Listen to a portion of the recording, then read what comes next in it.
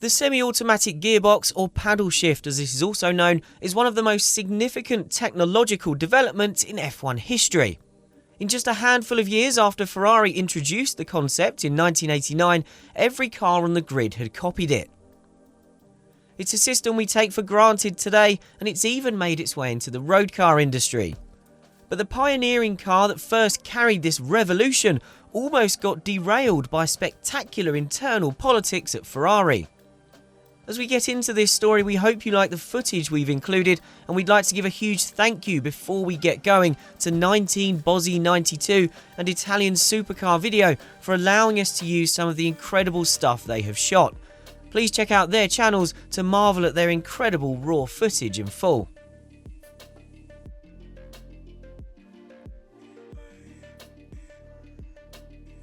The semi-automatic gearbox was the brainchild of legendary F1 design genius John Barnard.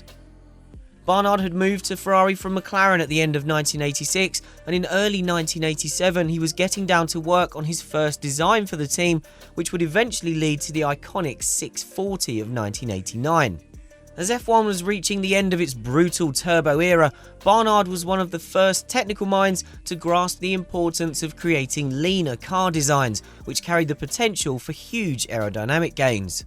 But in his attempts to create something as sleek as the 640 eventually became, he hit a problem: the gear shift mechanism. The clunky H-pattern gearboxes of the era created a huge design headache. Not only did it restrict how small the cockpit could be made because of the space required for the gear lever, but the entire linkage system compromised the design of the back end of the car. Eventually, Barnard came up with an alternative.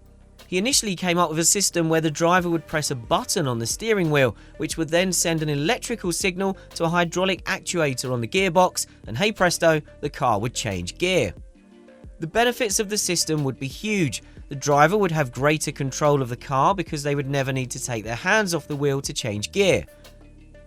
Plus, engine damage would be reduced. That's because not only was this the beginning of sequential gearboxes in F1, so a driver could no longer accidentally downshift into the wrong gear and damage the engine by over-revving it, but the electronics also wouldn't allow a downshift to take place if the revs were too high. Ferrari had tried a sequential gear shift with a lever almost a decade earlier, even testing the system with Gilles Villeneuve at Fiorano. However, back then the electronics available were not advanced enough to get the most out of the system, so it was abandoned. You might be wondering why Ferrari had started work on its 1989 car at the beginning of 1987.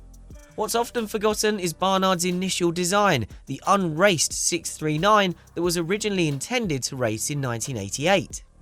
This was the final year that turbo engines were allowed, but Ferrari had intended to make the switch to a screaming, normally aspirated V12 a year earlier than it needed to, partly to get ahead on development, and also because of concerns about how much the turbo engines were going to be held back by greater fuel capacity restrictions for 1988.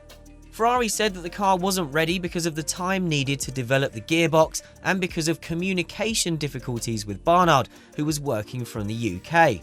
Barnard blamed the engine department for not having the V12 ready in time.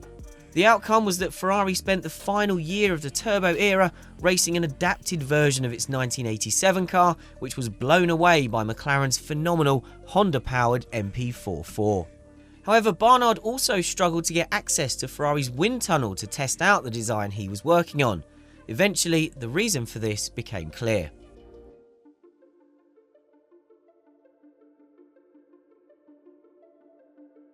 Word leaked out of Maranello back to Barnard's UK operation that the wind tunnel time was being taken up by another design, being led by Harvey Postlethwaite and Jean-Claude Migiot. It was even suggested that the model being worked on featured a raised nose. The secret project was kept away from Enzo Ferrari, although his son Piero was in on it, as was driver Michele Alboreto, who didn't get on with Barnard. Internal politics were nothing new at Ferrari, but even by those standards, this was an incredible level of deceit. Enzo Ferrari had hired Barnard himself, so it was a huge risk to work in the shadows against the man Enzo had hand-picked to get Ferrari back on top. It was a sign of how keen Enzo was to support Barnard that he agreed to the British designer's wish to set up a technical office in England rather than work full-time from Maranello. but this created the conditions to allow a secret project to form out of sight. Had Barnard been working from Italy, as several of his closest allies suggested he should so he could keep a better handle on the politics of Ferrari, the opportunity might not have existed for the secret project to form in the first place. The secret car, like Barnard's 639, was being worked on to race in 1988. And as a further sign of the destructive forces at work inside Ferrari, the secret project was being designed around a turbo engine. So Ferrari had two cars being designed for 1988, one with a turbo and one with a normally aspirated V12. Nothing sums up how self-defeating the politics at Ferrari were in this era better than the fact that neither car was ready in time to race. Bizarrely, for a character famed for having a short fuse, Barnard took no action when he learned of the secret car. Instead, he waited until his design had run for the first time in May of 1988, when it was met with enthusiastic approval from an increasingly frail Enzo Ferrari. Barnard then met with Ferrari managing director Gianni Roselli to tell him of the secret car. Barnard details their exchange in his superb biography called The Perfect Car, which we'd recommend you check out if you want to hear a much more detailed version of this story and many more brilliant technical insights from one of F1's great innovators. Roselli went straight to Enzo Ferrari, who took swift action against the main players in the plot. Piero Ferrari was immediately sidelined, Postlethwaite and Miggio departed for Tyrrell, and Alboreto followed them at the end of the season. And there was more trouble to come. Following Enzo's death in August 1988, a power struggle broke out inside Ferrari. Senior figures from within Fiat jockeyed for position, and another parallel car project was put into action. This time it was a simpler idea. A modified version of the unraced 639 was produced with a conventional gearshift under the orders of those within Fiat who had doubts about Barnard's semi-automatic concept. After a lengthy legal dispute, senior figures had even got Barnard to agree to a new contract clause that stated if the paddle shift was a failure, Ferrari could switch to a conventional gearshift and get rid of Barnard without having to offer him any form of severance package. That idea was quickly swept away when new recruit Nigel Mansell tested the backup design at Fiorano and immediately dismissed it in favour of the paddle shift.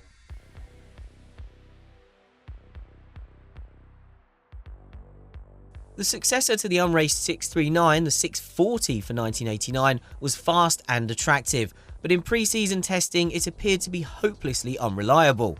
Nigel Mansell even famously booked himself an early flight home from the first race of the year in Brazil, only for the car to hold together to win on its debut.